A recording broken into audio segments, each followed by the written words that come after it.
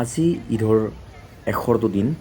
এই 100টো দিনত আমি দুজন বন্ধুৱে আকৌ লাখটকীয়া লৈ বুলি ওলালোঁ।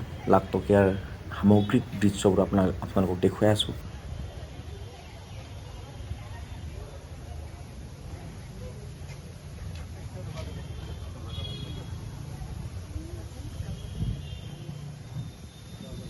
আৰু ভৰলুমুখৰ কিনাৰে কিনাৰে মামাই বনোৱা এই উৰণীয়া সেতুখন চোৱাৰ এপাশেৰে অলপ আমি আহিলোঁ আৰু আপোনালোকক এই দৃশ্য দেখুৱাই আছোঁ।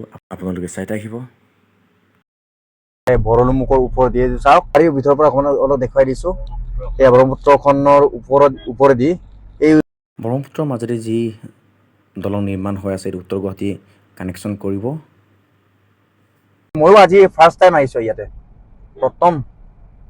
এই আমি দুজনে আহিলোঁ আকৌ, এই আমাৰ এয়া দুজন আহিলে, এই দুজনে আহি গ'লোঁ এতিয়া ইয়ালৈ।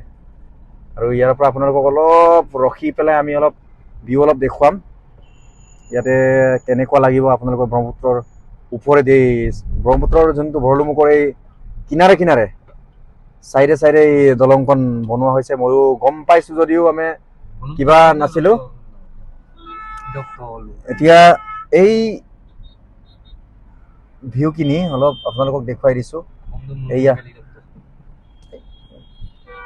এয়া নতুনকৈ বনি আছে, এতিয়া বনাই আছে এতিয়া দলং। ভাল লাগিব কিন্তু ন, বহুত এতিয়া উত্তৰ গুৱাহাটীলৈ বহুত মানে কানেকশ্যন ভাল, নৰ্থ গুৱাহাটী কানেকশ্যন ব্ৰিজখন এতিয়া পূৰা জোৰদাৰ বনাই আছে। এতিয়া খুব সম্ভৱ কম সময়ৰ পৰাকৈ বনাই আছে, কিন্তু সময় লাগিব যথেষ্টখিনি। এয়া এই ওপৰেদি এতিয়া ব্ৰহ্মপুত্ৰৰ এই চাইডে চাইডে আমি গৈ আছোঁ। এয়া যদিহে পুৰণা বা আপুনি 1-2 বছৰ আগত যদি গুৱাহাটী আহিছে, তেতিয়াতো আপুনি হয়তো চিনিয়ে নাপাব জেগাবিলাক, তেনেকুৱা হৈ গৈছে জেগাবিলাক। এইকেইটা চাইডে চাইডে যাব ন, এনেকৈ কানেক্টেড, এইটো ৰাস্তাত এনেকৈ যাবগৈ। আচ্ছা,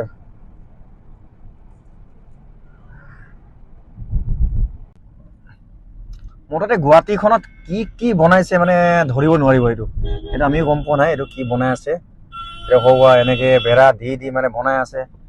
হয়তো আৰু 4-5 বছৰ পিছত আপোনালোকে বা ময়ো চাগে এই এৰিয়াত যদি নাহোঁ, তেতিয়া হয়তো গমেই নাপাব, চিনিয়ে নাপাব জেগাবিলাক কি জেগা হয়। এতিয়াও যথেষ্টখিনি গুৱাহাটীত অভাৰব্ৰিজ বনি গ'ল, বনাই ইতিমধ্যে কমপ্লিট হৈ গ'ল। যেনেদৰে জু-ৰোড হ'ল আৰু মালিগাঁও, তেনেকুৱা বহুত জেগাত মানে অভাৰব্ৰিজ হ'ল।